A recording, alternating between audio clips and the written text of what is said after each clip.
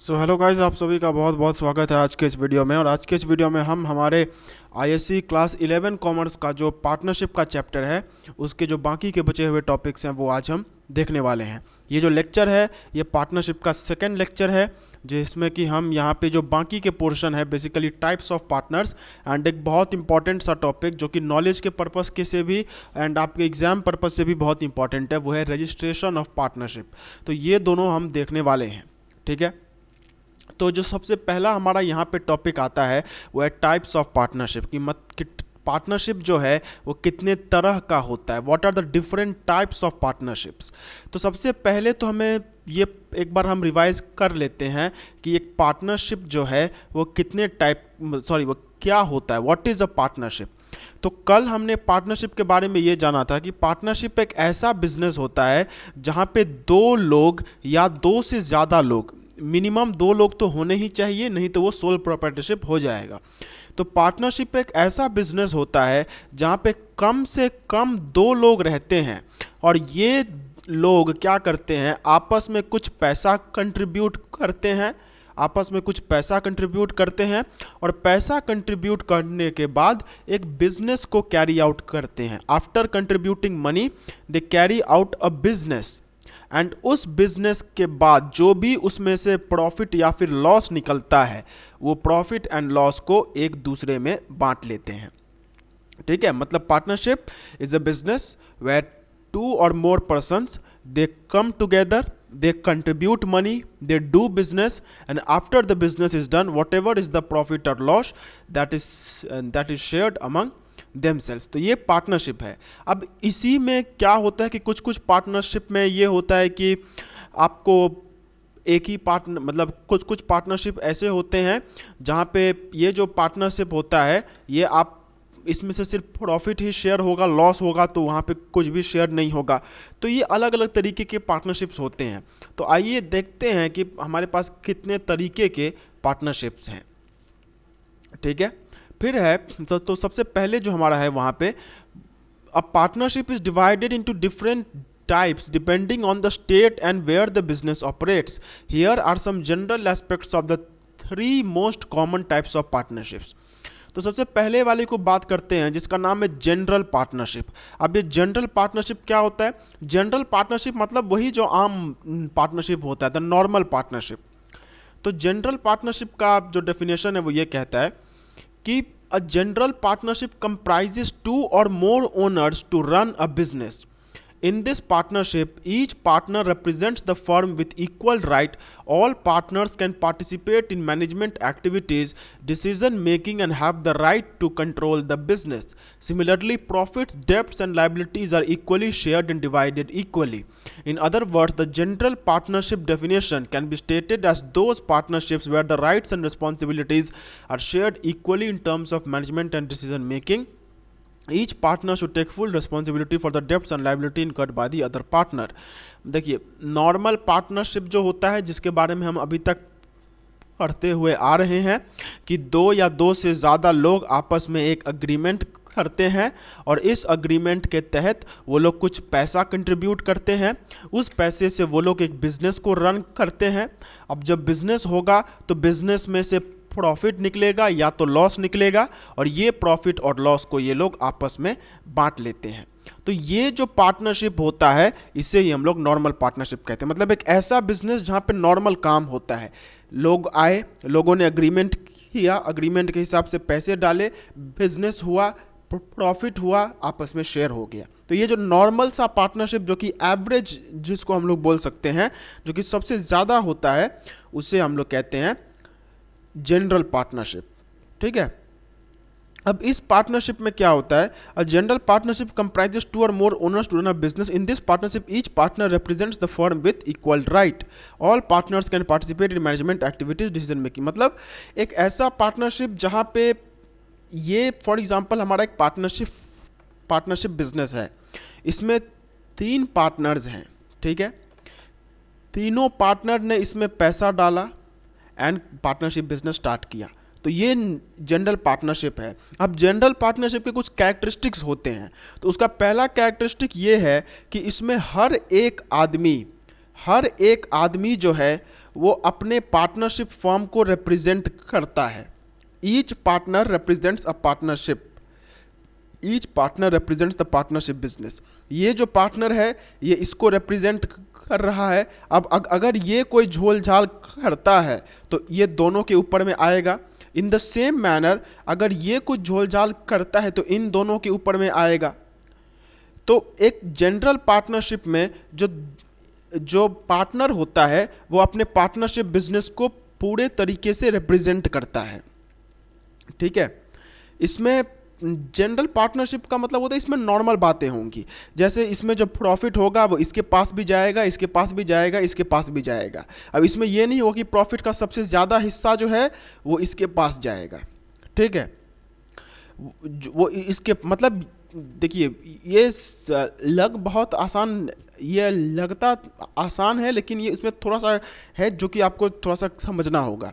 General partnership मतलब एक ऐसा पार्टनरशिप जहाँ पे सब कुछ नॉर्मल होता है, ठीक है। लोग आते हैं, लोग आपस में मिलते हैं, अग्रीमेंट होता है, पैसा कंट्रीब्यूट होता है, बिजनेस होता है, बिजनेस से प्रॉफिट होता है, प्रॉफिट को लोग शेयर कर लेते हैं।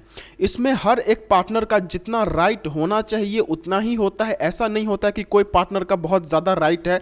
जैसे अगर बात करें तो अगर 3 पार्टनर्स हैं तो तीनों पार्टनर में से सबसे ज़्यादा पावर इसको है, इन दोनों को कोई पावर ही नहीं है। तो ये चीज़ यहाँ पे नहीं होगा।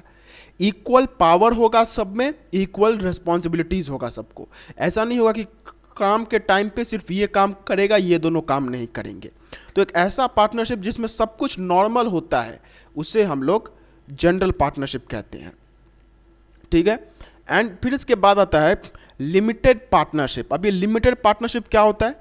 इन this partnership includes both the general and limited partners. The general partner has unlimited liability, manages the business and other limited partners. Limited partners have limited control over the business.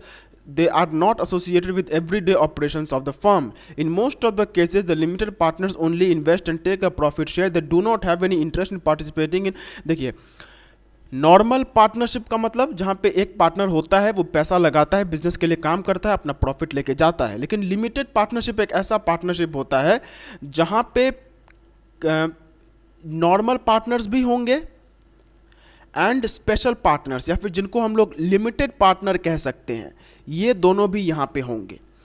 तो देखिए, नॉर्मल पार्टनरशिप अगर होगा तो उसमें हर एक partner के पास power होगा, ठीक है, हर एक पार्टनर का रिस्पॉन्सिबिलिटी होगा। लेकिन अगर वो लिमिटेड पार्टनरशिप है तो उसमें ऐसा होगा कि अगर 2 पार्टनर्स हैं या फिर 3 पार्टनर्स ले लेते हैं, तो अगर 3 पार्टनर है तो उसमें से किसी एक का बहुत ज़्यादा पावर होगा और किसी का कोई पावर ही नहीं होगा, ठीक है। जैसे अगर बात करें तो ये जो आदमी, अगर इस पार्टनर की बात कर लें तो इस पार्टनर का जो पावर होगा वो लिमिटेड होगा। बाकी दोनों चाहे जैसे मन बिजनेस को चला सकते हैं, लेकिन इसका जो पावर होगा इसमें कुछ लिमिटेशंस रहेगी, इसमें कुछ रुकावट रहेगा। तो इस टाइप का जो पार्टनरशिप बिजनेस होता है उसे हम लोग कहते हैं लिमिटेड पार्टनरशिप। मतलब जहाँ पे जो पार्टनर होता है उसका पावर पूरी एब्सोल्यूट नहीं होता है, उसको जो मन में चाहेगा वो वैसा नहीं कर सकता है। बाकी जो लोग चाहें वो कर सकते हैं, लेकिन उसका पावर जो है वो थोड़ा सा लिमिटेड रहता है। तो लिमिटेड पार्टनरशिप मतलब एक ऐसा पार्टनरशिप जहाँ पे लिमिटेड पार्टनर रहता हो, एक ऐसा पार्टनर जिसका पावर जो है वो उतना ज़्यादा नहीं होता है, ठीक है। अब बोलेंगे सर ऐसा क्यों कि बाकी सारे पार्टनर्स को बहुत ज़्यादा, मतलब बाकी सारे पार्टनर्स को ठीक ठाक पावर, इसको पावर नहीं। तो देखिए ऐसा इसलिए हो सकता है क्योंकि वो बहुत कम पैसा लाया होगा। अगर यहाँ पे बात करें तो ये अगर 1 लाख रुपए लाता है और ये लाता है 2 लाख रुपए, तो ये सिर्फ यहाँ पे हो सकता है कि सिर्फ 25,000 रुपये ला करके पार्टनर बना होगा। तो बोलेगा भाई जब तुम पैसा ही इतना लाया है तो तेरा ये भी पावर भी कम होगा, ठीक है। तो अगर नॉर्मल पार्टनरशिप होगा तो उसमें हर एक पार्टनर के पास इक्वल पावर होगा, जितना पावर इसका उतना पावर इसका उतना पावर इसका। लेकिन अगर लिमिटेड पार्टनरशिप होगा तो उसमें एक पार्टनर या 2-3 पार्टनर्स ऐसे हो सकते हैं जिनका पावर लिमिटेड होगा, ठीक है। फिर इसके बाद होता है लिमिटेड लायबिलिटी पार्टनरशिप। ये एक बहुत इंपॉर्टेंट कंसेप्ट है एंड ये आपके एग्जाम पर्पस से भी बहुत ज़्यादा इंपॉर्टेंट है। देखिए लिमिटेड लायबिलिटी पार्टनरशिप का मतलब क्या होता है। सबसे पहले हमें ये समझना होगा कि लायबिलिटी का मतलब क्या होता है।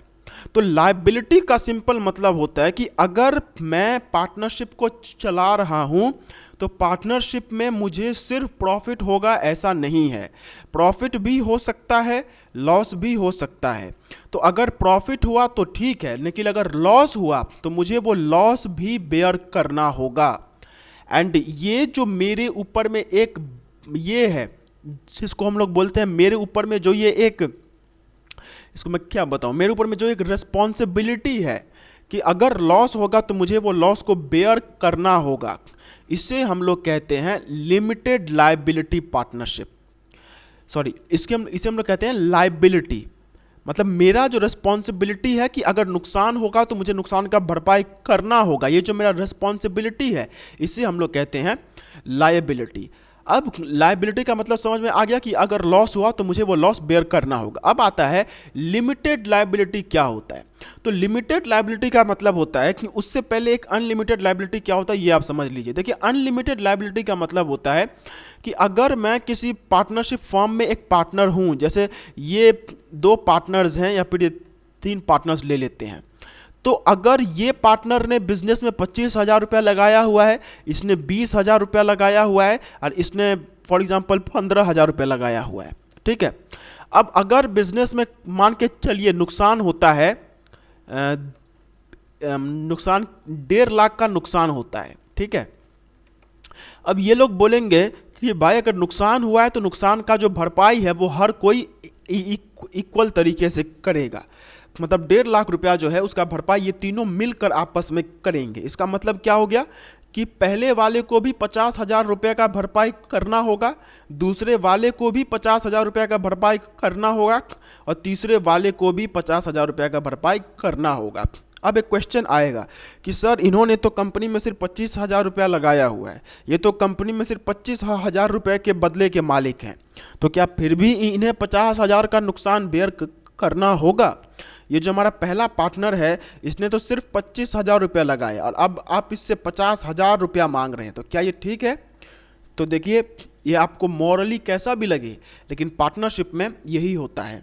पार्टनरशिप में अगर आप पार्टनर हैं किसी फर्म के तो उसमें अनलिमिटेड लायबिलिटी होगा। आपने चाहे कितना ही पैसा क्यों ना लगाया हो, अगर कंपनी नुकसान में जाती है, अगर पार्टनरशिप फर्म को नुकसान होता है तो उसमें आपको पूरा का पूरा पैसा बेयर करना होगा। अब आप ये पैसा कहीं से भी ला सकते हैं, ये पैसा आपको जहाँ से भी लाना है आप वहाँ से ला सकते हैं, लेकिन आपको पूरा पैसा देना पड़ेगा। आप ये नहीं बोल सकते हैं कि मेरा 25,000 रुपया कंपनी में लगाया हुआ है तो मैं सिर्फ 25,000 तक का ही पैसा मैं नुकसान भरूंगा, ऐसा नहीं हो सकता है। तो इसे हम लोग कहते हैं अनलिमिटेड लायबिलिटी, कि जहाँ पे आपका कितना का नुकसान का भरपाई होगा इसका कोई लिमिट नहीं है, there is no limit on that, कि आपको कितना नुकसान का भरपाई करना होगा, इसके ऊपर में कोई लिमिट लगाया हुआ नहीं है। इसे हम लोग कहते हैं unlimited liability. And limited liability का मतलब एक ऐसा कंपनी, एक ऐसा पार्टनरशिप जहाँ पे एक ये होता है, एक लिमिट होता है कि अगर मैंने 25,000 रुपये लगाए हैं तो बाकी चाहे कितना का भी नुकसान मेरे पे क्यों ना आए, मुझे सिर्फ 25,000 तक का ही नुकसान का भरपाई करना होगा। तो ये होता है limited liability partnership. Normally partnership के केस में लिमिटेड लायबिलिटी होता नहीं है, कोई भी पार्टनरशिप हो उसमें हमेशा अनलिमिटेड लायबिलिटी ही होगा।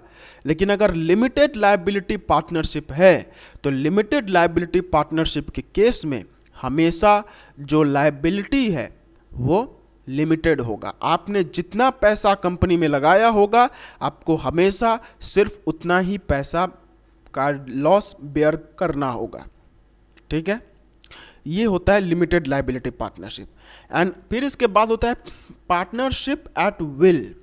अब ये पार्टनरशिप का मतलब, पार्टनरशिप एट विल का मतलब जब मन चाहा तब खत्म कर दिया। इसमें कोई पर्टिकुलर डेट नहीं लिखा रहता है कि जैसे अगर मैं बात करूं तो जैसे नॉर्मली अगर मैं पार्टनरशिप स्टार्ट करूंगा तो उसमें हम लोग लिख देंगे कि ये पार्टनरशिप जो है ये हम लोग, अगर आज का तारीख है 25 मार्च तो हम इसे 25 मार्च 2023 तो हम इसे 25 मार्च 2026 को ख़त्म कर देंगे।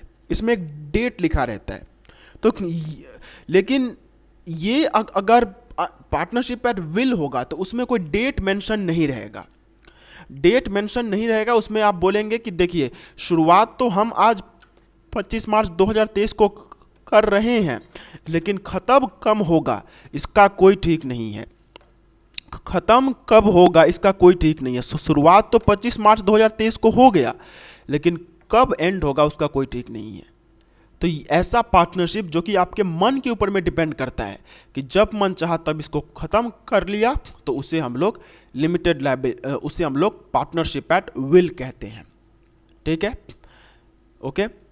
फिर इसके अब बोलेंगे कि सर ऐसा पार्टनरशिप कैसे हो सकता है।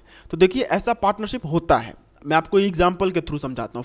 फॉर एग्जाम्पल, अगर एक ब्रिज बनाने के बारे में बोला जाए, ठीक है, जैसे एक आदमी था, ठीक है, एक इन्वेस्टर था, रियल एस्टेट इन्वेस्टर, उसके पास बहुत सारा पैसा था। फिर दूसरा भी आदमी था, उसके पास भी बहुत सारा पैसा था। अब ये दोनों एक पार्टनरशिप अग्रीमेंट में आते हैं और ये बोलते हैं कि जब वो ब्रिज बन जाएगा, जब वो ब्रिज रेडी हो जाएगा, तो हम लोगों का पार्टनरशिप एंड हो जाएगा। ठीक है, तो हम लोगों का पार्टनरशिप एंड हो जाएगा। अब आप मुझे एक बात बताइए कि ब्रिज कब बन के रेडी होगा, क्या इसमें 100% श्योरिटी रहती है? नहीं रहती है। तो ये जो पार्टनरशिप होता है, इस टाइप के पार्टनरशिप को हम लोग पार्टनरशिप एट विल कहते हैं, कि जहाँ पे कोई पर्टिकुलर डेट मेंशन नहीं है। जिस दिन ब्रिज का काम खत्म हो जाएगा उस दिन हमारा भी काम खत्म हो जाएगा। तो ये ऑल्दो ये तो पार्टनरशिप एट विल का एग्जाम्पल नहीं हुआ, लेकिन कुछ इसी के तरीके का होता है।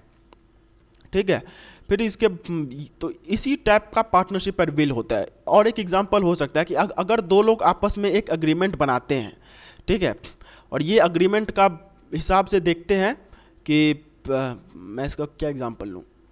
एक अग्रीमेंट बनाते हैं और जस्ट अ सेकेंड, इस अग्रीमेंट के थ्रू वो लोग ये करते हैं कि जिस दिन हमारे अगर इसका खेत है, ठीक है, ये दोनों का खेत है, ये दोनों का एक खेत है। अब ये दोनों एक पार्टनरशिप अग्रीमेंट में आते हैं और बोलते हैं कि जिस दिन हमारे खेत में से 200 केजी चावल निकल जाएगा, ऑल्दो ये बहुत कम है, लेकिन फिर भी जिस दिन हमारे खेत से 200 केजी चावल निकल जाएगा उस दिन हम इसे ख़त्म कर देंगे। अब 200 केजी चावल एग्जैक्टली कब निकलेगा ये तो किसी को पता नहीं है।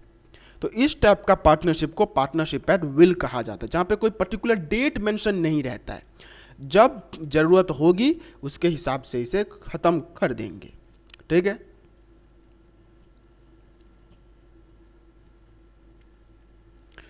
ठीक है। फिर अब पार्टनरशिप एट विल का मतलब और एक बात होता है। पार्टनरशिप एट विल का मतलब एक चीज़ तो होता ही है कि हम लोगों का जब मन चाहेगा तब हम पार्टनरशिप को ख़त्म कर देंगे, तो इसे हम लोग पार्टनरशिप एट विल कहते हैं। लेकिन पार्टनरशिप एट विल का एक और मतलब होता है कि अगर मेरा पार्टनरशिप अग्रीमेंट जो है उसके हिसाब से पार्टनरशिप एंड हो गया है, ठीक है, लेकिन फिर भी हम लोग आपसी सहमति से इस पे आते हैं कि नहीं, हम पार्टनरशिप को और कंटिन्यू करना चाहते हैं, तो उसे भी पार्टनरशिप एट विल कहा जाएगा। मतलब एक ऐसा पार्टनरशिप जो कि उन पार्टनर्स के विल पे, उन पार्टनर्स का जैसा मन होता है उसके हिसाब से वो लोग जैसे काम करते हैं उसे हम लोग पार्टनरशिप एट विल कहते हैं। जैसे पार्टनर का मन होगा उस हिसाब से काम होगा। ठीक है, तो ये था हमारा टाइप्स ऑफ पार्टनरशिप। मैंने कुछ ज़्यादा ही समय इसमें लगा दिया। तो सबसे पहले आता है जनरल पार्टनरशिप। जनरल पार्टनरशिप मतलब एकदम सिंपल पार्टनरशिप, जहाँ पे लोग आएंगे, पैसा लगाएंगे, बिजनेस करेंगे, बिजनेस से प्रॉफिट लेंगे। कुछ भी स्पेशल चीज़ यहाँ पे नहीं होगा कि ना किसी को स्पेशल पावर, ना किसी को स्पेशल रिस्पॉन्सिबिलिटी, ऐसा कुछ भी नहीं होगा। एंड इसके बाद आता है लिमिटेड पार्टनरशिप। लिमिटेड पार्टनरशिप का मतलब एक ऐसा पार्टनरशिप जहाँ पे कुछ लोगों का पावर तो ज़्यादा होगा और कुछ लोगों का पावर कम होगा। ठीक है, लिमिटेड लायबिलिटी पार्टनरशिप, जितना मैंने लगाया है मैं सिर्फ उतना का ही नुकसान बेयर करूंगा। एंड पार्टनरशिप एट विल कि जब मन चाहेगा तब पार्टनरशिप को ख़त्म कर देंगे और जब मन चाहेगा पार्टनरशिप को कंटिन्यू करके रखेंगे। ठीक है, अब एक बहुत ही इंपॉर्टेंट टॉपिक आता है, वो है registration of a partnership firm. ठीक है, तो सबसे पहली बात आता है कि पार्टनरशिप फर्म जो है वो फॉर्म कैसे होता है, पार्टनरशिप जो फॉर्म होता है वो बनता कैसे है। तो देखिए, a partnership firm is not a separate legal entity, but according to the fact, a firm must be formed by a legal agreement between all the partners. So a contract must be entered into to form a partnership firm. Its business activity must be lawful and the motive should be one of profit. So two people forming an alliance to carry out charity and or social work will constitute this form of organization. Similarly, a partnership contract to carry out illegal work such as smuggling is void as well. देखिए, ये तो कुछ law के language में ज़्यादा हो गया, आपको मैं सिंपली बता देता हूँ कि अगर मुझे एक पार्टनरशिप फॉर्म करना है, अगर मुझे पार्टनरशिप फॉर्म का फॉर्मेशन करना है, तो उसके लिए मुझे क्या करना होगा। सबसे पहली बात कि मुझे अपना पार्टनरशिप फॉर्म का एक उसे हम एग्रीमेंट कहते हैं, एक एग्रीमेंट हमें बनाना पड़ेगा या फिर एक कॉन्ट्रैक्ट हमें बनाना पड़ेगा कि हम इस हिसाब से इस दिन से लेकर इस दिन तक पार्टनरशिप बनाएंगे। जैसे ही वो कॉन्ट्रैक्ट बन जाता है वैसे ही हम मान लेंगे कि पार्टनरशिप फॉर्म जो है वो भी बन गया है। पार्टनरशिप फॉर्म तभी बन जाता है जब हम पार्टनरशिप एग्रीमेंट बना लेते हैं और इस एग्रीमेंट के हिसाब से अपना पार्टनरशिप फर्म का काम स्टार्ट कर देते हैं। ठीक है, पार्टनरशिप एग्रीमेंट, जैसे ही दो लोगों में एग्रीमेंट बन गया कि हम ये काम करेंगे और इसके लिए वो लोग एक पार्टनर और इसके लिए वो दोनों एक पार्टनरशिप फर्म बनाने के बारे में सोचते हैं और उसी के हिसाब से एक एग्रीमेंट बनाते हैं, तो उसी दिन पार्टनरशिप जो है वो फॉर्म हो जाता है। ठीक है, तो सिंपल बात आपको याद रखना है कि पार्टनरशिप को फॉर्म करने के लिए एक एग्रीमेंट बना देने से ही हो जाता है। इसके साथ साथ कुछ और बातें याद रखनी है, वो ये है कि आप अगर कोई पार्टनरशिप फॉर्म कर रहे हैं तो आपको हमेशा प्रॉफिट के लिए काम करना होगा। ठीक है, क्योंकि हम जानते हैं कि पार्टनरशिप फॉर्म जो होता है उसमें प्रॉफिट ही मेन चीज़ होता है। अगर मैं चैरिटी के काम के लिए अगर मैं इस टाइप का कुछ ऑर्गेनाइजेशन बनाता हूं तो हम उसे पार्टनरशिप नहीं कह सकते हैं। अगर चैरिटी के पर्पस से उसे बनाया जा रहा है तो उसे हम लोग ट्रस्ट कह सकते हैं या फिर और कुछ कह सकते हैं, but it cannot be called as partnership. ठीक है, और दूसरा बात है कि कोई इलीगल काम करने के लिए नहीं बनाना चाहिए। जैसे स्मगलिंग करने के लिए पार्टनरशिप बना लिया, इन दोनों ने कहा कि चल भाई विदेश से ड्रग्स मंगाएंगे, एकदम भारत में उसको जगह जगह पे बेचेंगे, नहीं, ये नहीं हो सकता है। एक लीगल काम के लिए पार्टनरशिप बनाना चाहिए और प्रॉफिट के लिए होना चाहिए। ठीक है, तो जब हम एक लीगल काम को करने के लिए या फिर प्रॉफिट अर्न करने के लिए एक एग्रीमेंट बना देते हैं, पार्टनरशिप फॉर्म उसी टाइम पे क्लियर हो जाता है। ठीक है, अब पार्टनरशिप डीड क्या होता है। तो देखिए, पार्टनरशिप डीड जो होता है वो जो एग्रीमेंट है ना, उसी का एक डॉक्यूमेंट वर्जन। एक एग्रीमेंट को जब हम एक डॉक्यूमेंट प्रॉपर डॉक्यूमेंट में बना लेते हैं तो उसे हम लोग पार्टनरशिप डीड कहते हैं। Partnership deed in very simple words are agreements between partners of a firm. These agreements details like the nature of the firm, duties and rights of partners, their liabilities and the ratio. मतलब देखिए, partnership firm का biodata, partnership firm का नाम क्या है, उसमें कौन कौन लोग हैं, वो कितने दिनों से हैं, उन लोगों का काम क्या है, तो बेसिकली यही होता है पार्टनरशिप डीड। एक ऐसा डॉक्यूमेंट जहाँ पे पार्टनरशिप फर्म के बारे में सब कुछ लिखा रहता है। इट इज़ जब हम एग्रीमेंट तो हमने कर लिया, एग्रीमेंट एंड पार्टनरशिप डीड बहुत लोग कंफ्यूज हो जाते हैं कि ये दोनों अलग अलग हैं कि एक ही हैं।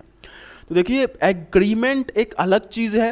एग्रीमेंट का मतलब होता है जब दो लोग आपस में सहमति से एक चीज़ काम करने के लिए अपना एग्रीमेंट देते हैं, वो दोनों जब एक काम करने पे राज़ी होते हैं तो उसे हम लोग पार्टनरशिप एग्रीमेंट कहते हैं।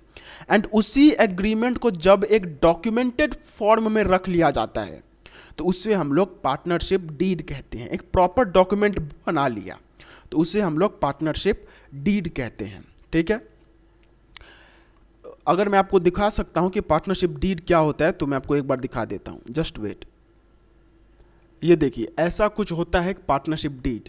ये बेसिकली एक डॉक्यूमेंट ही है जहाँ पे पार्टनरशिप के फर्म के बारे में सब कुछ लिखा रहता है। तो ये यहाँ पे सबसे पहली बात, ये क्या चीज़ है, तो ये एक स्टैम्प पेपर होता है, ठीक है। ये एक खास किस्म का पेपर होता है। जब भी आप पार्टनरशिप डीड या फिर कुछ भी लीगल डॉक्यूमेंट बनाते हैं तो वो आप कोई नॉर्मल पेपर पे नहीं कर सकते हैं, उसके लिए आपको एक स्पेशल पेपर लेना होता है, एंड वही होता है ये पेपर, ठीक है। उसमें ऊपर में ये इस टाइप का लिखा हुआ रहता है। अब ये क्या होता है, ये अगर आपको चाहिए तो मैं इसके बारे में आपको एक अलग वीडियो में बता सकता हूँ, बट ये उतना हमारे लिए इम्पोर्टेंट नहीं है, ठीक है। ये देखिए, ये एक पार्टनरशिप डीड है जिसमें बेसिकली क्या बोला गया है, this deed of partnership is made, उसमें डेट दे दिया जाता है, मंथ दे दिया जाता है, ईयर दे दिया जाता है, ठीक है। फिर पहले पार्टनर का नाम, उसका बेटी, उसका पिता, वो कहाँ पे रहता है, फिर उसका नाम, ये हमारे लिए जरूरी नहीं है, पहले पार्टनर का नाम यहाँ पे दे दिया गया, ठीक है। फिर इसके बाद सेकेंड पार्टनर का नाम यहाँ पे रहता है कि ये पार्टनर है, उसका बेटा बेटी ये है, उसका पापा का नाम ये है। थर्ड पार्टनर का नाम यहाँ पे दे दिया, उसका ये। तो यहाँ पे जैसे जैसे पार्टनर्स का डिटेल्स दिया हुआ है वैसे ही अलग अलग डिटेल्स भी रहते हैं। यहीं पे हो सकता है कि आपका पार्टनरशिप जो है वो कहाँ पे उसका एड्रेस है वो यहाँ पे हो सकता है। फिर यहाँ पे प्रॉफिट शेयरिंग रेशियो, कि आपका पार्टनरशिप फर्म में कैसे प्रॉफिट शेयर होगा, उसका यहाँ पे हो सकता है। तो ये बेसिकली एक पार्टनरशिप डीड होता है। इसको मैं एक ही बार में आपको दिखा देता हूँ। ये देखिए, ये एक पार्टनरशिप डीड होता है, ठीक है।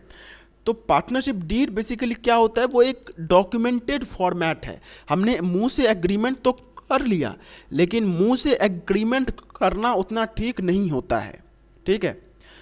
तो उसे एक डॉक्यूमेंट में प्रॉपर बना के रख लेना वही समझदारी का काम होता है। तो वही डॉक्यूमेंट जो होता है उसे हम लोग पार्टनरशिप डीड कहते हैं, ठीक है। अब पार्टनरशिप डीड में होता क्या क्या है, तो अभी अभी हमने देखा था, ऑल्दो बहुत कम था, लेकिन फिर भी एक बार देख लेते हैं। देखिए, पार्टनरशिप डीड में क्या क्या चीज़ें होनी चाहिए, इसका कोई पर्टिकुलर रूल नहीं है कि ये चीज़ें ही सिर्फ पार्टनरशिप डीड में होनी चाहिए, वैसा कुछ नहीं है। पार्टनरशिप डीड का मतलब, पार्टनरशिप डीड में आपको जो जरूरी लगता है कि पार्टनरशिप फर्म के हिसाब से ये जरूरी है, इसे होना चाहिए, आप उसे दे सकते हैं, ठीक है। इसमें कोई पर्टिकुलर ये नहीं है कि ये चीज़ ही सिर्फ होना होगा, ये चीज़ इसमें नहीं हो सकता है, ठीक है।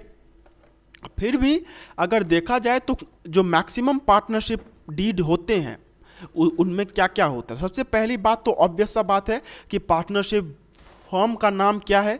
अगर मेरे पार्टनरशिप फर्म का नाम अगर हमने रखा हुआ है, जैसे मैं अगर इसका नाम रखता हूँ ABC पार्टनरशिप, तो उसका नाम वहाँ पे होगा। फिर name and details of all the partners, जो कि हमने वहाँ पे देखा कि पार्टनर का नाम क्या है, पार्टनर का अगर कोई सन है, मतलब उसका कोई अगर लीगल एयर है तो उसका नाम क्या है, सन या फिर डॉटर। फिर पार्टनर का फादर का नाम क्या है। फिर date of commencement of business, कि किस दिन बिजनेस स्टार्ट हुआ, ये वहाँ पे हमें बताना होता है कि बिजनेस किस दिन स्टार्ट हुआ। फिर जो बिजनेस है वो कितने दिनों तक चलेगा, ये भी हमें बताना होता है। अगर बिजनेस जो है वो अगर फॉर एग्जांपल 2 साल का है कि 5 साल का है कि 6-7 साल का है, वो हमें वहाँ पे बताना होता है। फिर एक capital contributed by each partner, मतलब वो जो पार्टनरशिप फर्म है उसमें एक पार्टनर ने अगर 1 लाख रुपया लाया और दूसरे पार्टनर ने अगर 2 लाख रुपया लाया, तो ये चीज़ भी हमें वहाँ पे बताना होगा कि इस पार्टनरशिप फर्म में इतने पार्टनर्स हैं, इतने पार्टनर्स ने यहाँ पे ये चीज़ें लाया हुआ है। फिर प्रॉफिट और लॉस शेयरिंग रेशियो, कि अगर फर्म में ये होगा तो किसका पास कितना हिस्सा जाएगा। अगर प्रॉफिट रेशियो आपको नहीं पता है तो मैं आपको बता देता हूँ कि अगर 50,000 रुपया का प्रॉफिट हो गया है, ठीक है, एंड वहाँ पे 4 पार्टनर्स हैं, तो चारों पार्टनर्स को कैसे पैसा मिलना चाहिए, तो वो एक पर्टिकुलर फॉर्मेट। आप ये नहीं बोल सकते कि अगर यहाँ पे 4 पार्टनर है तो ये पार्टनर बोलेगा देख भाई मैंने सबसे ज़्यादा काम किया है तो मुझे पूरा 40,000 चाहिए, बाकी का 5-5 हज़ार तुम लोग रख लो। ये बोलेंगे क्या मेरे माथे पे कुछ लिखा हुआ है। तो इस सब को अवॉइड करने के लिए एक पर्टिकुलर रेशियो होता है जो कि पहले बता दिया जाता है। अब ये जो रेशियो है इसका मतलब कि कैसे वो पैसा बांटा जाएगा, ये 2 तरीके का हो सकता है कि एक कुछ भी हो जाए हम हमेशा इक्वली बांटेंगे, मतलब ये जो 50,000 रुपया है ये तीनों पार्टनर्स में इक्वल अमाउंट में जाएगा, और एक पर्टिकुलर रेशियो होता है वो कुछ भी हो सकता है, जैसे 2:1:2 इस हिसाब का भी रेशियो हो सकता है। ठीक है।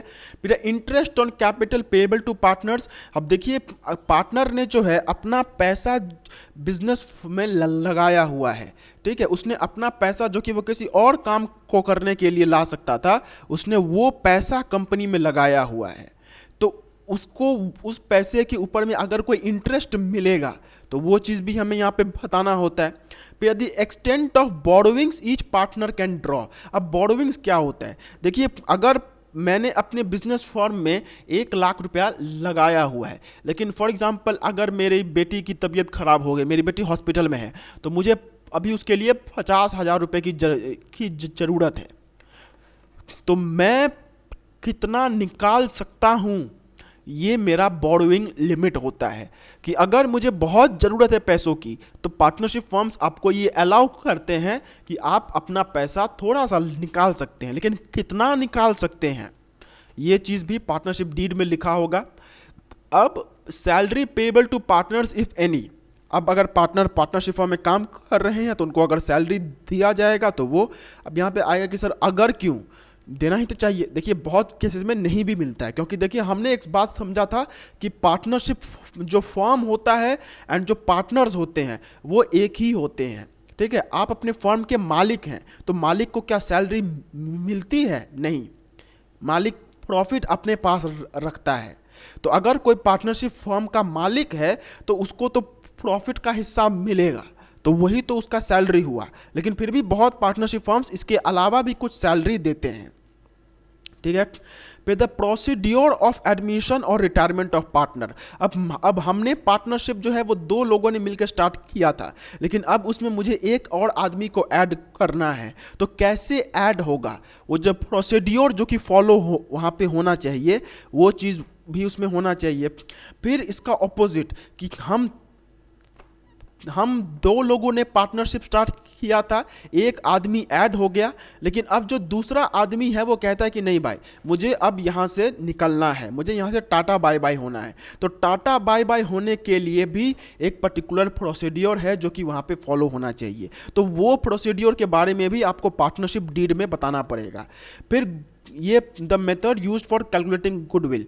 ये देखिए गुडविल का मतलब क्या होता है, आपको अभी उतना जानने की ज़रूरत नहीं है। देखिए गुडविल का मतलब होता है कि आप एक चीज़ समझिए कि मैं गुडविल को कैसे समझाऊं, ये बहुत ज़्यादा हो जाएगा आपके लिए। देखिए गुडविल का मतलब होता है कि जैसे अगर मैं बात करूं तो मैं कैसे समझाऊं इसको, अभी ये पॉइंट आप छोड़ दीजिए एकदम, ये गुडविल वाला पॉइंट आप छोड़ दीजिए, क्योंकि ये गुडविल बहुत ही एक तो सा बहुत ज़्यादा टॉपिक है एंड आपको अभी ज़रूरत नहीं है। ये गुडविल जब आप क्लास 12 में जाएंगे तो उस टाइम पे। फिर preparation of accounts of the firms, कि कंपनी का जो बुक्स ऑफ अकाउंट है वो कैसे होगा, पार्टनर कंपनी का जो trading account, profit and loss account, balance sheets, ये सब कैसे होंगे। फिर mode of settlement of dues with deceased partners executors. अब जब एक पार्टनर मर जाता है, ठीक है, या फिर एक पार्टनर रिटायर हो जाता है, सॉरी, अगर एक पार्टनर रिटायर या मर जाता है तो उस टाइम पे उस पार्टनर का जो हिस्सा होता है उसको हमें सेटल करना होता है। अब अगर कोई पार्टनर रिटायर हो रहा है तो उस केस में तो वो अपना पैसा लेके निकल जाएगा, लेकिन अगर वो मर गया है तो उस केस में पैसा किसको मिलेगा? तो उस केस में जो पैसा होता है वो उसके जो वारिस होते हैं बेसिकली उनको मिलता है, तो उसका भी प्रोसीड्योर हमें यहाँ पे बताना होगा। एंड अगर कोई झगड़ा होता है तो उसका भी हमें यहाँ पे बताना होता है, ठीक है। तो यहाँ तक हमने सीखा कि पार्टनरशिप डीड क्या होता है। तो पार्टनरशिप डीड फिर से समझ लीजिए कि पार्टनरशिप डीड का मतलब होता है कि जो अग्रीमेंट पार्टनर्स आपस में बनाते हैं उसी अग्रीमेंट को जब एक डॉक्यूमेंटेड फॉर्मेट में दे दिया जाता है, उसका एक प्रॉपर डॉक्यूमेंट बना लिया जाता है, तो उस डॉक्यूमेंट को हम लोग कहते हैं पार्टनरशिप डीड, ठीक है। अब इस पार्टनरशिप डीड में क्या क्या होना चाहिए, तो ये सारी चीज़ें यहाँ पे होनी चाहिए। अब इसके बाद होता है रजिस्ट्रेशन।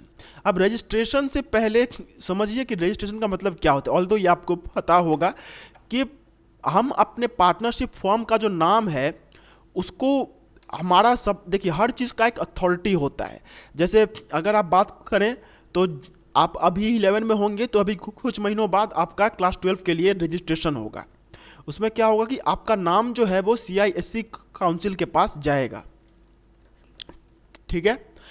आपका नाम जो है वो CISC काउंसिल के पास जाएगा। तो इसको रजिस्ट्रेशन करना कहते हैं कि आप अपने आप को वहां पे फॉर्मली उनके पास एक रिकॉर्ड दे दे रहे हैं।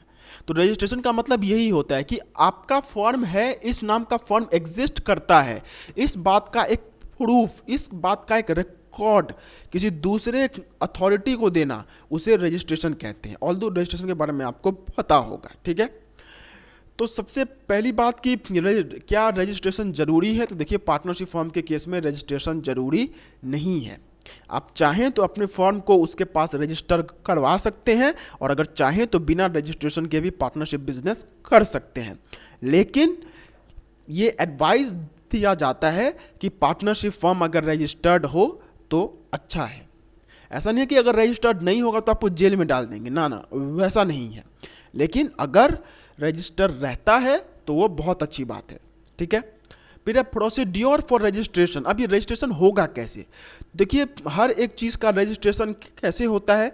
आप अगर अपने स्कूल के रजिस्ट्रेशन के बारे में बात करें तो आपको सबसे पहले एक ब्लैंक फॉर्म दे दिया जाता है, ठीक है। उस फॉर्म में आपको सब कुछ डिटेल्स भर के अपने स्कूल के अथॉरिटीज़ को देना होता है। इसी तरीके से जिस पार्टनरशिप फॉर्म को अपने आप को रजिस्टर करवाना है उसको भी एक फॉर्म दे दिया जाता है। अब वो फॉर्म क्या होता है वो आपको जानने की ज़रूरत नहीं है, बस इतना जान के रखिए कि पार्टनरशिप फॉर्म जो होता है उसको रजिस्टर करवाने का एक फॉर्म आता है। उस फॉर्म में आपको अपने बेसिक डिटेल्स देने होते हैं, ठीक है। Application to the registrar of firms in the prescribed form, nowadays this facility is even available online, such an application must contain certain basic detail. मतलब एक फॉर्म आता है, जैसे आप अगर आधार कार्ड के लिए जाते हैं तो उसमें भी आपको अपने बेसिक डिटेल्स देने होते हैं, ठीक उसी तरीके से इसका भी एक फॉर्म आता है जहाँ पे आपके पार्टनरशिप फॉर्म का नाम क्या है, आपका एड्रेस क्या है, पार्टनर्स का एड्रेस क्या है, फिर पार्टनर्स का नाम क्या है, पार्टनरशिप कितने साल तक रहेगा, पार्टनरशिप कब तक, पार्टनर्स जो हैं वो कब से पार्टनरशिप फॉर्म में हैं। जैसे बहुत टाइम पे हो सकता है कि पार्टनरशिप फॉर्म का जो एग्रीमेंट है वो 23 मार्च को ही बन गया, लेकिन पार्टनर्स जो हैं वो 28 मार्च को इसमें ज्वाइन कर रहे हैं, तो ये भी होता है। फिर date of joining of partners किस दिन हुआ, date of commencement of business, कि हमने पार्टनरशिप फॉर्म को पूरी जो है वो रेडी होने में 1 अप्रैल 2023 लग गया। तो ये सारी डिटेल्स आपको वहाँ पे बताना होता है, ठीक है। बेसिक सा एक फॉर्म आता है, वो फॉर्म आपको हार्ड कॉपी में भी मिल जाएगा। एंड आप रजिस्ट्रार, जो पार्टनरशिप फॉर्म का जो अथॉरिटी होता है, जो हेड है, उसके पास एक आपको ये फॉर्म ऑनलाइन भी आप फिलअप कर सकते हैं, या तो रजिस्ट्रार का ऑफिस होता है। रजिस्ट्रार का मतलब क्या होता है?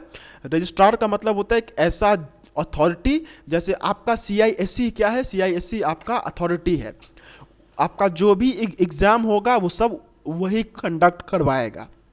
इन द सेम मैनर आपको आपका एक रजिस्ट्रार होता है जो कि बेसिकली वो एक अथॉरिटी होता है जो कि आपके पार्टनरशिप फॉर्म का सब कुछ संभालता है, ठीक है। तो उसके पास आपको एक फॉर्म भरना होगा। फिर the duly signed copy of the partnership deed which contains all the terms and conditions must be filed with the register। अब आपने एक पार्टनरशिप डीड बनाया था, वो आपको याद होगा। अब उस पार्टनरशिप डीड के कोने में आपको एक सिग्नेचर कर देना है, सभी पार्टनर्स का सिग्नेचर वहाँ पे होना चाहिए। और ये जो साइंड कॉपी है ये भी आपको रजिस्ट्रार को देना होगा। एंड इसके साथ साथ आपको फीस देने होंगे, क्योंकि जाहिर सी बात है फ्री में तो आपका रजिस्ट्रेशन होगा नहीं। एंड ये सब कुछ देने के बाद, मतलब फॉर्म फिलअप कर दिया आपने पार्टनरशिप जो डीड होता है वो दे दिया, और आपने जो फीस होंगे रजिस्ट्रेशन के वो दे दिए, बस इसके बाद आपका पार्टनरशिप फॉर्म जो है वो रजिस्टर हो जाएगा, ठीक है।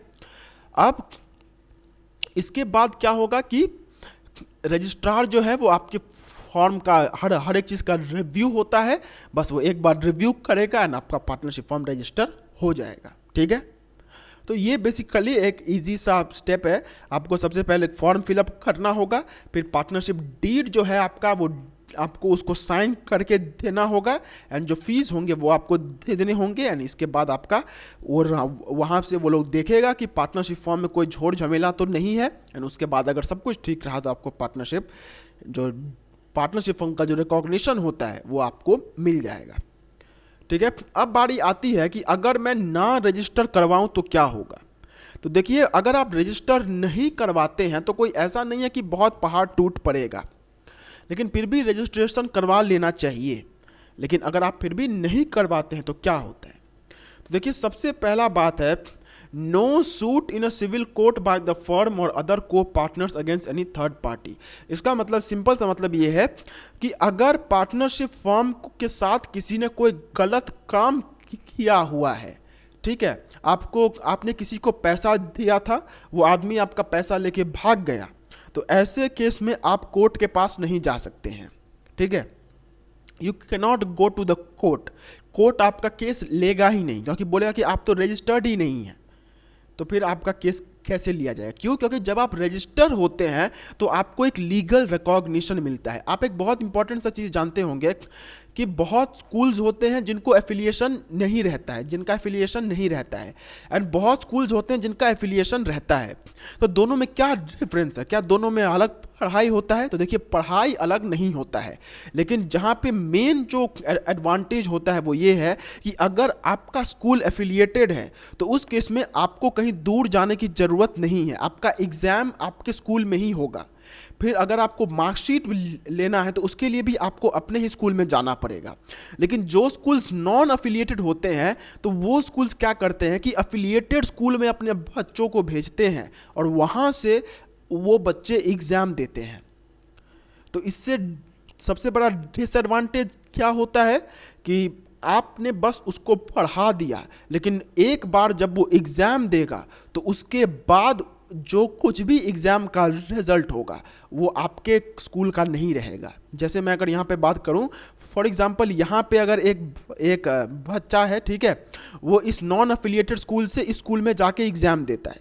अब अगर ये बच्चा आईएससी में टॉप करता है ना, तो भी इस स्कूल का नाम वहाँ पे नहीं होगा, नाम इसी स्कूल का होगा। क्यों? क्योंकि सीआईएससी के नज़र में ये स्कूल का एग्जिस्टेंस है, ये स्कूल एग्जिस्ट करता है, ऐसा स्कूल है, लेकिन ये स्कूल का तो रजिस्ट्रेशन ही नहीं है, तो ये स्कूल तो एग्जिस्ट ही नहीं करता है।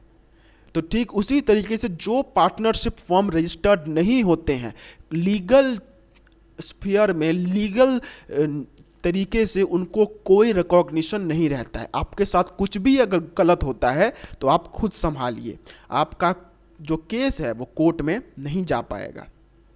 फिर है no relief of partners to set off claim without firm registration. Any action brought by the firms against a third party having a value of more than ₹100 cannot be set off by the firm or any of its partners. Pursuance of other proceedings to enforce rights arising from the contract cannot be done either.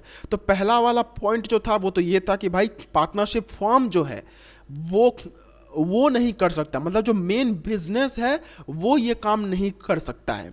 लेकिन जो अगला वाला है वो है no relief to partners for set off claim. मतलब अगर यहाँ पे तो हमने पूरे कंपनी के बारे में बात की, कंपनी नहीं बोलना चाहिए, पार्टनरशिप के बारे में बात की। यहाँ पे तो पूरे पार्टनरशिप के बारे में बात हुआ, लेकिन यहाँ पे किसके बारे में बात हो रहा है? एक अकेला पार्टनर। तो जैसे हमारा पूरा पार्टनरशिप फॉर्म जो है वो यहाँ पे कोर्ट में केस जाके नहीं लड़ सकता है, ठीक उसी तरीके से हमारा एक पार्टनर भी केस में कोर्ट में जाकर के केस नहीं लड़ सकता है। अगर 100 रुपये से ज़्यादा का नुकसान हुआ, जैसे इस पार्टनर ने किसी को फॉर एग्जांपल 1000 रुपये दिए थे, अब 1000 रुपये उसने इसे नहीं लौटाए, अब ये बोलेगा कि भाई मैं तो कोर्ट में जाऊंगा, वो नहीं हो सकता है क्योंकि आपका पार्टनरशिप फर्म का कोई लीगल रिकॉग्निशन ही नहीं है। ठीक उसी तरीके से जैसे अगर एक अनअफिलिएटेड स्कूल का बच्चा जाके सीआईसी को बोलता है कि सर मेरे स्कूल ने मेरे साथ धोखाधड़ी किया, तो स्कूल बोले कौन सा स्कूल, ये तो स्कूल ही नहीं है। तो इसी तरीके से जो पार्टनरशिप फर्म का कोई होता नहीं है, कोई एग्जिस्टेंस ही नहीं है, उस पार्टनरशिप फर्म के अगेंस्ट में कोई पार्टनर कुछ नहीं कर सकता। अगर पार्टनर का ये मन होता है कि मैं किसी आदमी के अगेंस्ट में केस करूं जिसने मेरे साथ कोई गलत काम किया हुआ है, तो अगर 1000 से ज़्यादा का उसमें नुकसान हुआ तो वो 100 से ज़्यादा का नुकसान हुआ तो उस केस में वो नहीं हो पाएगा। मतलब पार्टनरशिप फर्म भी केस नहीं कर सकती है और पार्टनर भी केस नहीं कर सकता है। फिर an aggrieve partner can not bring legal action against other partner of the firm. ये तो था कि ये था बाहरी लोगों के लिए, मतलब बाहर के किसी आदमी ने यहाँ पे पार्टनर के साथ नुकसान कोई गलत काम किया तो उस केस में वो कुछ नहीं कर सकता है। ठीक उसी तरीके से एक एग्रीव्ड पार्टनर, मतलब एक पार्टनर जिसके साथ कुछ गलत हुआ है वो दूसरे किसी थर्ड पर्सन के साथ तो नहीं कर सकता है। इन द सेम मैनर आप अपने कंपनी पे भी केस नहीं कर सकते हैं। मतलब जैसे अगर मैं यहाँ पे बात करूँ तो ये एक पार्टनरशिप फर्म था जहाँ पे 3 पार्टनर्स थे। अब इन दोनों पार्टनर ने मिलके इसके साथ कोई गलत काम किया और इसे कंपनी के बाहर निकाल दिया। अब ये पार्टनर इन दोनों के खिलाफ केस भी नहीं कर सकता है। क्यों? क्योंकि आप केस करेंगे किसके खिलाफ? केस करने के लिए तो आपको लीगल स्फीयर में आना पड़ेगा, एंड लीगल स्फीयर के हिसाब से तो उस कंपनी का कोई लीगल रिकॉग्निशन ही नहीं है, तो केस भी नहीं हो सकता है। एंड है a third party can sue the firm. लेकिन यहाँ पे आपको एक बात याद रखना है कि ऑल्दो पार्टनर जो है वो अपने पार्टनरशिप फर्म के ऊपर में केस नहीं कर सकता है, लेकिन बाहर के लोग अभी भी केस कर सकते हैं। इसका मतलब ये नहीं है कि मेरा पार्टनर अगर केस नहीं कर पा रहा है तो कोई बाहरी आदमी भी केस नहीं कर पाएगा, ऐसा नहीं है। बाहरी आदमी भी केस कर सकता है, ठीक है। लेकिन अब बात आता है कि अगर आपने रजिस्ट्रेशन नहीं करवाया, ऑल्दो आपको करवाना चाहिए, लेकिन अगर आपने रजिस्ट्रेशन नहीं करवाया तो क्या होगा? मतलब क्या रजिस्ट्रेशन नहीं करवाने से भी कुछ ऐसी चीज़ें होती हैं जिनके ऊपर में कोई इफेक्ट नहीं होता है? Even if you don't register still there is no issue. तो ये सब जो होता है, सबसे पहली बात है the right of a third party to sue the firm or any partner. तो सबसे पहली बात तो ये है कि अगर कोई तीसरा आदमी चाहे तो अभी भी आपके फर्म के ऊपर में केस कर सकते हैं, जो कि हमने पहले पॉइंट में भी देखा हुआ है कि आपका फर्म ऑल्दो रजिस्टर्ड नहीं है, लेकिन इसका मतलब ये नहीं है कि आप इसका फ़ायदा उठाएंगे। आप ये बोलेंगे, आप सभी का पैसा लेके मार लेंगे, एंड बाद में जब आपके ऊपर में केस करने का टाइम आएगा तो आप तो बोलेंगे हमारा तो लीगल रिकॉग्निशन ही नहीं है। तो उस केस में ये चीज़ नहीं होगा। अगर आपका फर्म रजिस्टर्ड नहीं भी है तो भी बाहरी लोग जो हैं वो आपके कंपनी पे केस कर ही सकते हैं, ठीक है। फिर partners right to sue the firm for dissolution और सेटलमेंट ऑफ अकाउंट्स। अभी हमने देखा कि भाई पार्टनर जो है वो अपने फर्म के ऊपर में केस नहीं कर सकता है, हाँ केस नहीं कर सकता है, लेकिन अगर कंपनी डिसॉल्व हो रही है या फिर मतलब कंपनी अगर बंद हो रही है या फिर वो अगर अपने फर्म को छोड़ के जा रहा है, ठीक है, तो उस केस में सेटलमेंट के लिए वो हो सकता है। मतलब अगर आपका कंपनी बंद हो रहा है तो बंद होने के टाइम पे एक पार्टनर अपने पार्टनरशिप फर्म के ऊपर में केस कर सकता है, ठीक है। फिर the power of the official assignee is receiver of court to release the property of the insolvent partner and bring an action. ये बहुत ज़्यादा हो जाएगा, ये पॉइंट आप छोड़ दीजिए, ये आपको याद भी नहीं रहेगा। नेक्स्ट है the right of the firm and the partners to sue claim or set off the value of suit does not exceed 100। And एक बात है कि आप अगर 100, जो वहाँ पे हमने देखा कि 100 से ज़्यादा का होगा तो पार्टनर केस नहीं कर सकता है, लेकिन अगर 100 से कम का रहा तो केस हो सकता है। ये चीज़ें हैं जो कि अगर रजिस्टर्ड ना भी हो तो भी इन चीज़ों के ऊपर में कोई इफेक्ट नहीं पड़ता है, ठीक है। तो ये था हमारा यहाँ का आज का लेक्चर, जहाँ पे हमने बेसिकली देखा कि पार्टनरशिप फर्म रजिस्टर कैसे होता है। छोटा सा रिवीजन मार लेते हैं। देखिए सबसे पहली बात आती है कि पार्टनरशिप फॉर्म कैसे होता है। तो पार्टनरशिप फॉर्म तभी फॉर्म हो जाता है जब कोई लीगल काम करने के लिए, एक ऐसा काम करने के लिए जिसमें प्रॉफिट हो, ये दोनों को ध्यान में रखते हुए अगर 2 या 2 से ज़्यादा लोग आपस में एक एग्रीमेंट बनाते हैं एंड उस एग्रीमेंट के थ्रू बिजनेस करना स्टार्ट कर देते हैं, तो वहीं पे पार्टनरशिप फर्म जो है वो फॉर्म हो जाता है।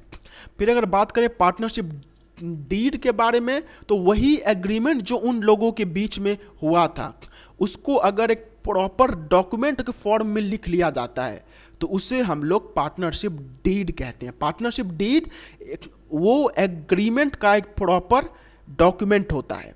एंड अगर बात करें कंटेंट्स ऑफ पार्टनरशिप डीड कि पार्टनरशिप डीड में कौन कौन सी चीज़ें होती हैं, तो ये तो हमने यहाँ पे देख ही लिया कि पार्टनरशिप फर्म का नाम क्या है, पार्टनर्स का नाम क्या है, पार्टनर्स का एड्रेस क्या है, कंपनी का एड्रेस क्या है, ये सारी चीज़ें यहाँ पे होती है।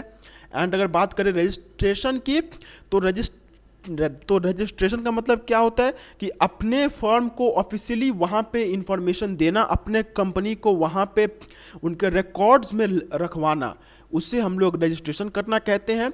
अब रजिस्ट्रेशन का प्रोसीड्योर क्या होता है, तो सबसे पहली बात एक फॉर्म होता है। वो फॉर्म आपको ऑनलाइन भी मिल जाएगा या फिर ऑफलाइन भी मिल जाएगा। आप उस फॉर्म को फिलअप कर दीजिए, उसमें अपने जो भी बेसिक डिटेल्स होते हैं वो सब कुछ दे दीजिए। फिर इसके बाद आपका जो पार्टनरशिप डीड आपने बनाया था उस डीड को साइन करके दे दीजिए और इन दोनों के साथ साथ फीस दे दीजिए। बस आपका पार्टनरशिप फर्म जो है वो रजिस्टर हो जाएगा। एंड अगर आपने रजिस्टर नहीं करवाया तो पार्टनरशिप फर्म जो है वो किसी बाहर वाले के ऊपर में केस नहीं कर सकता है। फिर जो पार्टनर है वो भी 100 रुपये से ज़्यादा का अगर कोई मैटर रहा तो उसमें भी वो केस नहीं कर सकता है। एंड अगर कोई पार्टनर है वो दूसरे पार्टनर पे भी केस करना चाहता है तो वो भी यहाँ पे नहीं हो सकता है।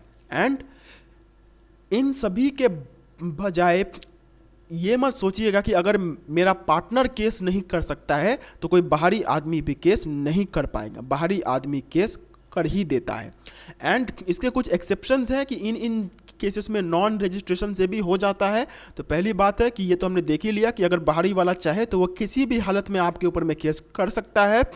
फिर अगर बात करें partners right to sue the firm for dissolution और सेटलमेंट ऑफ अकाउंट्स, मतलब पार्टनर जो है वो जब चाहे आपके मतलब अगर कंपनी डिसॉल्व हो रहा है, अगर कंपनी बंद हो रहा है तो उस केस में पार्टनर जो है वो केस कर सकता है।